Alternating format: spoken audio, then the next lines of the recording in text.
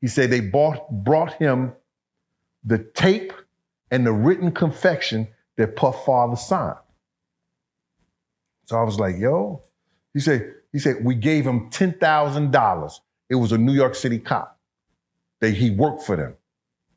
He said, we gave him $10,000. Puff father said that he only told because he had a wedding to go to. Real life.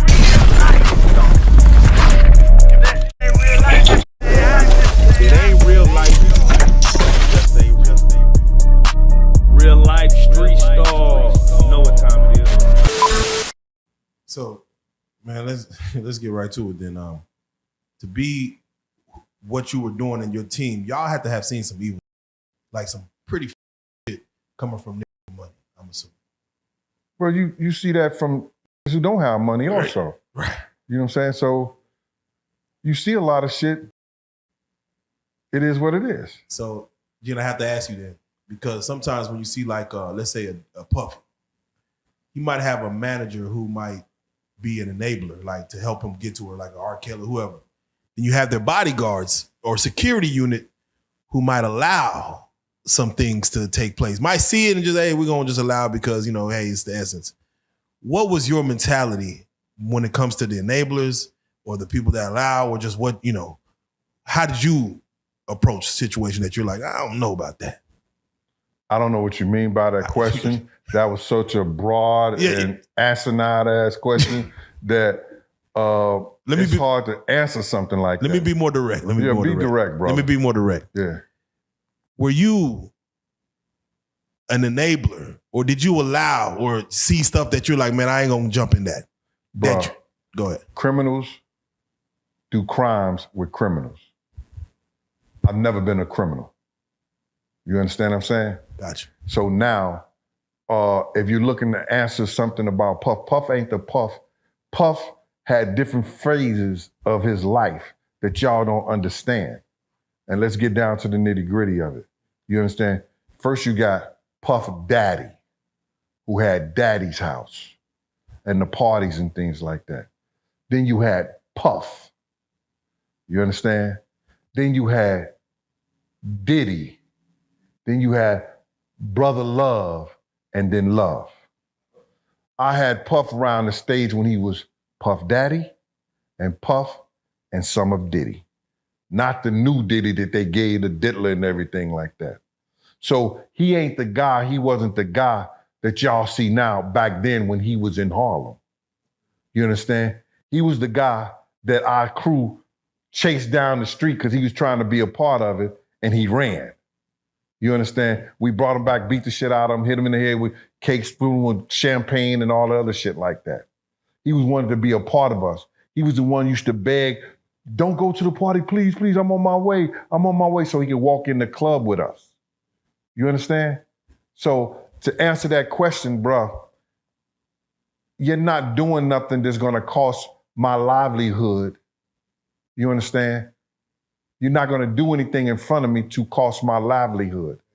You understand? Now, have I seen some shit? I seen a dude come up in the club and blow somebody's head off. I see the smoke running through the crowd trying to get to the lights. You understand? At a New Year's Eve party. So now I see this guy laying on the ground with his head tore down to the white meat.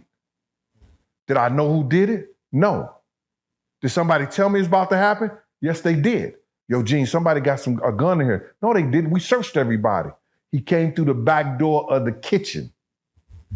You understand? Yeah. Because it was a restaurant that was giving a party. Yeah. The guy came through the back. I run and turn on the light. As soon as I hit the light switch, you see, pow, and the gun smoke. Dude ran. That's the kind of crazy shit we see. Yeah. You see girls having sex in the bathroom. That's crazy shit. You grab them with the guys and you throw them out the club. You understand? Yeah. So it gets like that. Right. I have to ask real quick. Diddy's pops. I saw you. There was you had mentioned that as far as Diddy's pops, his dad was murdered. Yes, sir. Yeah, that I didn't know. Did you know of his pops? I didn't know of his pop. I ain't know jack shit about his pops. I learned from his pops from one of the biggest gangsters in Harlem. New York Freddie, right? The police said they went to New York Freddie house in Mount Vernon and he had stacks of $100 bills 6 feet high in the whole basement. That's how much money he had. He was the one who started Russell Simmons. They won't tell y'all that story. He was the one who started Russell Simmons and them into the music business because he had a record label first that Russell Simmons used to work for. So now New York Freddie want to talk to Big Gene. One of his lieutenants back in the day, if you see his story, his name was Omar. Omar was our OG from 112th Street, 114th Street. They used to come around with us. They used to love the food I used to cook because I'm a hell of a cook. You know what I'm saying? So now Omar said, yo, New York Freddie want to talk to you, Gene. I told him he used to bodyguard Puff because he want to talk to Puff and tell Puff the real story about his father. So I said, yeah, all right. So I'm like, New York Freddie. I knew my history. I knew what New York Freddie was about. So I went and took a meeting with New York Freddie. He said, New York Freddie said to me, he said, yo, man, I've been trying to get in touch with Puff. Russell Simmons, none of them would take my calls. It's all good. He said, I want to tell Puff the true story about his father. And I said, yo, all right, okay, you know, what's up? You're going to listen to those guys. You understand? So New York Freddie said, Puff father sold some drugs to one of their undercover guys. You understand? They arrested him because they had cops on the payroll to, you know, see what you about. He said they brought him the tape and the written confession that Puff father signed. So I was like, yo, he said, we gave him $10,000. It was a New York City cop. He worked for them. He said, we gave him $10,000. Puff father said that he only told because he had a wedding to go to, which I thought was hilarious. You understand? This is coming from New York Freddie. So he said that I wanted to talk to Puff, but he wouldn't take my calls, he wouldn't see me. He said, I want to let him know that I told the guy, y'all got to get rid of him. Y'all brought him in, y'all got to get rid of him. So all these people talking about he worked for Frank Lucas, he worked for that part like that. He may have gotten some things from them or whatever, did some work. Nah. He worked with New York Freddie team. And New York Freddie told the dude to get rid of him. Now, if Puff father was all that big of a gangster and he was all that and everything like that, why is he driving a cab? None of the gangsters in Harlem drove cabs. They drove Cadillacs, Rolls Royce, Mercedes, etc. You understand what I'm saying? So now, Puff father get murked by the dude that brought him in. And New York Freddie said to me, he said, I want to let him know the dude that was crying at the hardest at the funeral, carrying the casket, was the one who killed him. Yeah. So now, this is crazy to me, right? About a month ago, I told that story, right? A young lady, a woman who was dating Puff father, hit me on, what y'all DM me on the the Instagram. She said, Big Gene, she said, thank you for telling my story, that story. He said, I was dating for Puff father. And I went up to Flash Inn. It was a thing on 155th and McCombs Avenue in Harlem. I was waiting for him the next day because he had told me the day before he was killed that to meet him up there. He said, New York Freddie and all they crew was up there laughing and joking, and they knew about Puff father that got killed. So now I knew why they was doing that. Yes, sir. Real life street story. What made you leave Diddy's side? Who said I left his side? You said what made him, you said what made me leave his side? Yeah. The Diddy part. Oh, yeah, the whole working for him. Puff, ASAP Ferg father went to Puff, and there's two reasons. he asked Puff to do a favor for him. He was in a certain situation. And I took him up there. I had $10,000 of Puff money in my pocket because we had left North Carolina. He was going somewhere and he didn't want to take the money with him. And this was about 2 weeks later. It was a week before my birthday, like 4 or 5 days before my birthday. D said, yo, I want to go up to the office and talk to Puff. I said, all right, come on, I'll take you up there. So then he went and talked to Puff. He had some designs. He was one of the best designers in Harlem. He had a clothing company on 145th Street. And, Oh, wow.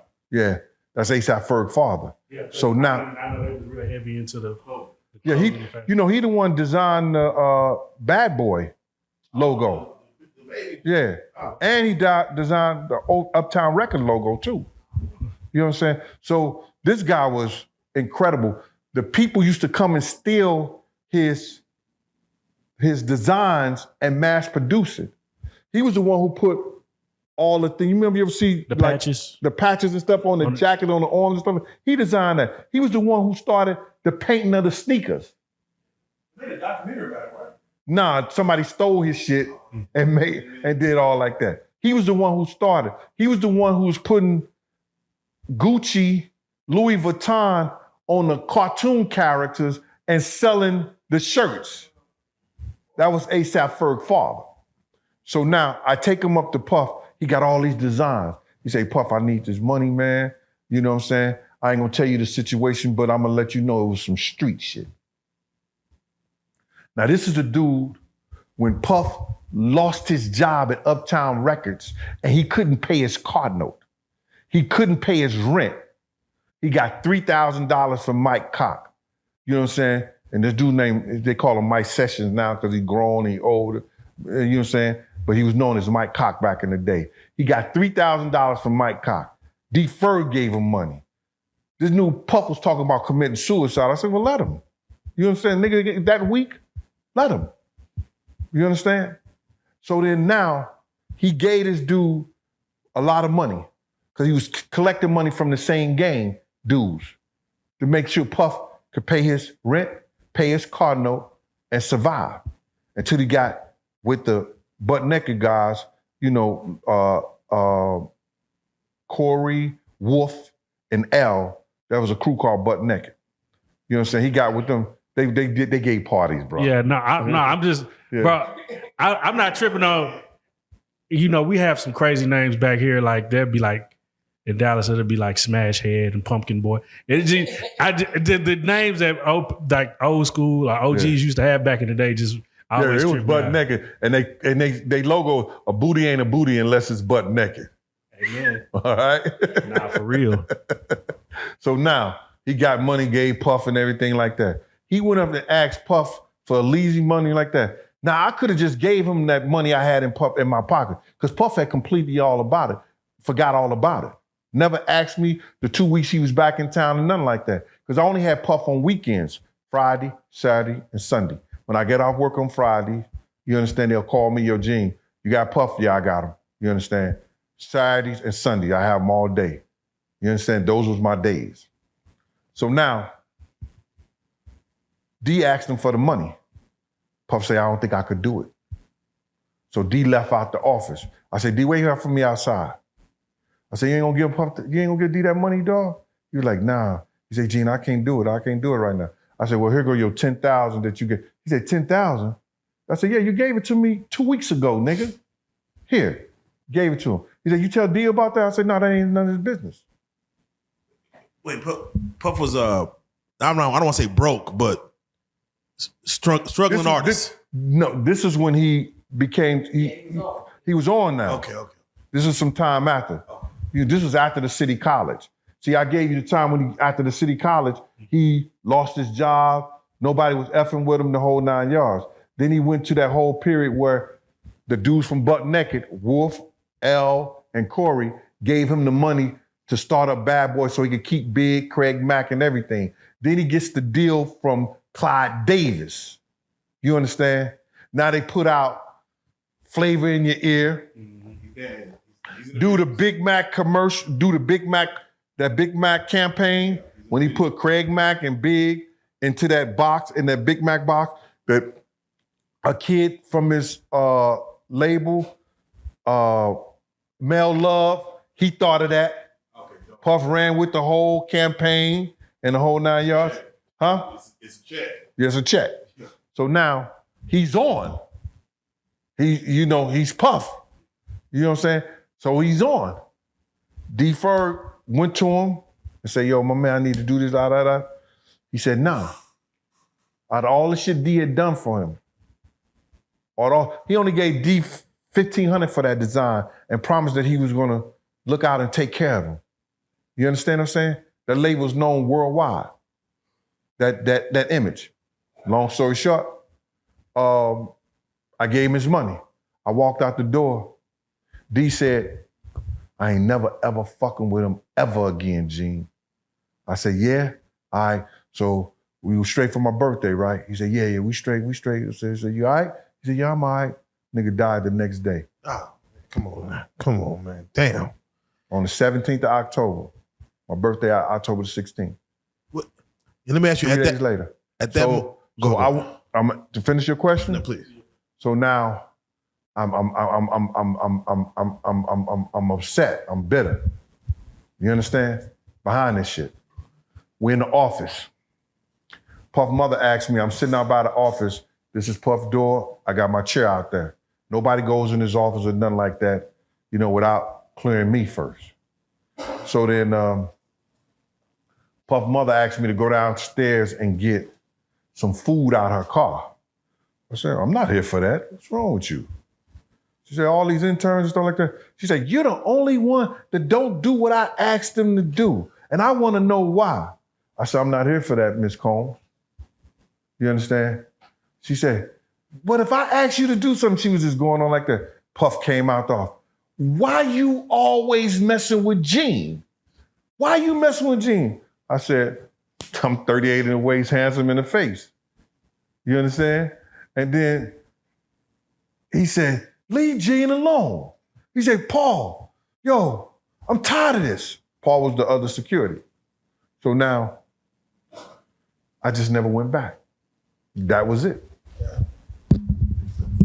What's your relationship to what's his name? Roger Bonds. I don't have no relationship with him. No relationship. Don't know him from a can of paint. I think he came in as a driver when I was leaving. Right. He started with a driver. I don't have no relationship with him. Real life. If that shit ain't real life, It ain't real life. Just ain't real life. Real life street stars.